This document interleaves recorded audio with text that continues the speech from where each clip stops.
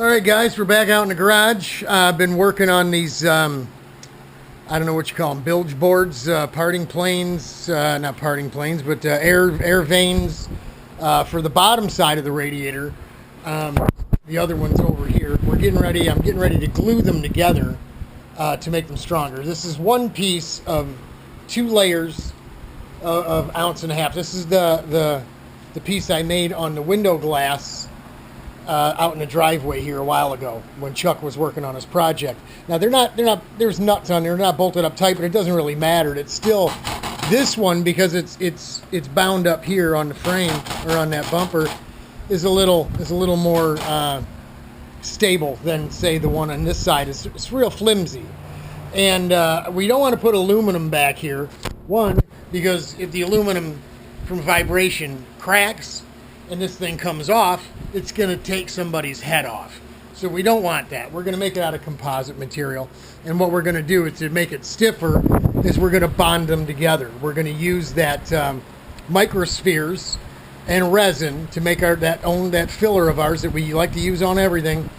And here you see I've kind of outlined them. The reason you don't cut these out is, once again, they'll move, right? When you put weight on them, they'll rock and roll, just like I told you in the video about pinching these aluminum plates, plies down together, and what'll happen is it'll start moving. It'll hydro on you, same way your car does in heavy rain, right? So that's what we're doing here. We're making these, what I call these, like press plates or something. As you can see, the fiberglass itself is bowed up. It might be because of the weight here, right? But this is relatively flat. The issue is that these plates here are not exactly straight. I mean, they're polyester, right? So if you take a good look at that and turn you around the other way, you can see there's curve to it, just like your carbon reeds. When you look at them, you can see a nice curve to it, right?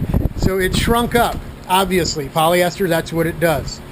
Now, what I'm doing here is, thank goodness we get the kids over here from next door every day to have popsicles, because I like using the sticks. Paint sticks, hot glue gun, man, this high temp hot glue gun. You can get it at Harbor Freight. You can get all the glue at Harbor Freight, super duper cheap. That's probably my 20th hot glue gun since I've been using a hot glue gun. I know what you're thinking. You're making fun of your wife and her girlfriends because they're doing the crafts and stuff. Listen, they got it right. You don't. Use the hot glue. That's your best friend, man. If you're gonna try to model, make, and fabricate and play around, it's super duper cheap to play with, glue and stuff. It's not like expensive spray glues and what have you. So we make this thing, and as you can see, there's, we got it bowed in the middle, but we're also boosting on each end with the popsicle sticks.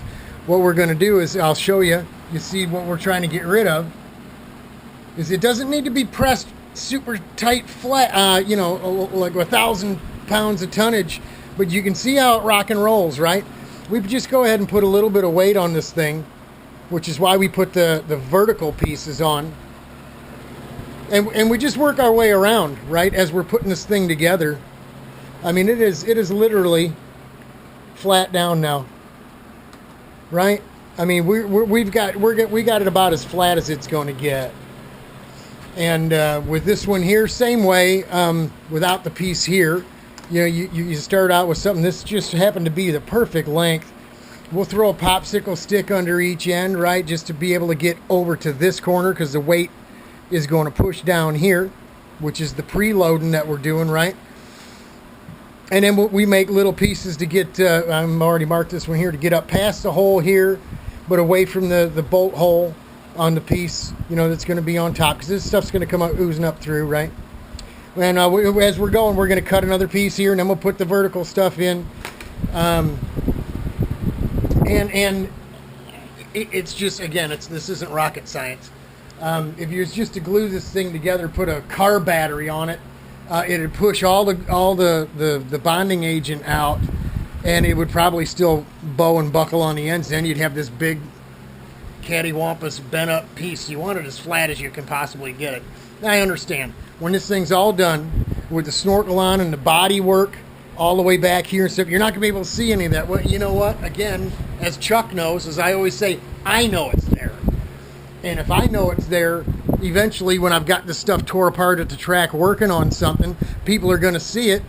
And I'll tell you, I want people to be impressed with my work. I mean, you do your best work, not to please yourself. I mean, you kind of do, but I mean, you know, it gets the attention of other folks and hopefully motivates them, i.e. John West in Chicago, to do it himself. And I'm telling you, John, buddy, when you get done with that go-kart and it's running around the track and everybody at Daytona is looking at it, you're going to have a sense of pride in you like you've never felt before.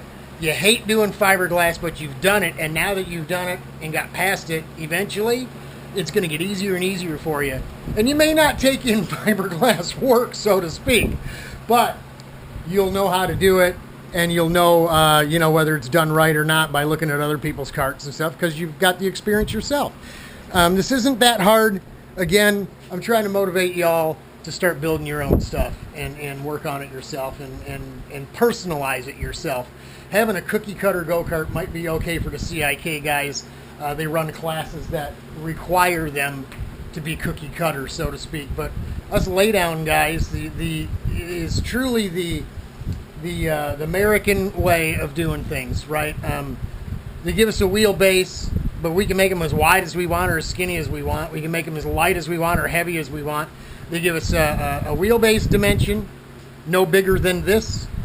They give us an overall bodywork dimension, no longer than this. They give us some inner dimensions, you know, no bodywork over top of your body and what have you. But I'm telling you, we have the freedom to design and engineer and develop and do things that are completely off the wall. So that's where I'm at. I'm going to get these things glued together. Like I said, we got the little scoop model over here. All we got to do is run the death wheel on it, cut it in half. That thing will pop right off. We'll probably immediately get it back, fit up in here, because it's a little tight inside here right now. It won't even drop all the way down. So the saw cut is actually, see, Puff Daddy knows what he's doing. The saw cut is actually going to make it fit in here correctly, and we'll be good to go. I'm just going to glue it back together. We've got plenty of time to still work on a directional air vane for the front side of the to get air to the front, more to the front of the radiator, because it's going to want to naturally come back here. And so, you know, we'll keep plugging away. But I hope you guys are enjoying this stuff and y'all are getting something out of this. Crank is on its way back from Texas. Thanks to Brian Fisher for hooking us up on such short notice. But here we are, racing Roseville. We're gluing things together. Get out in that garage, you guys.